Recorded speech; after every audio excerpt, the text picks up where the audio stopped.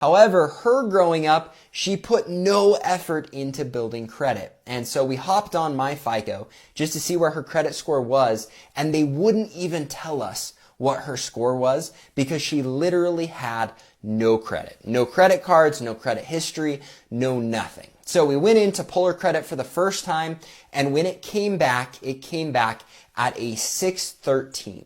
Now, a 613 isn't terrible, but it definitely isn't what you need to be able to get approved for a loan.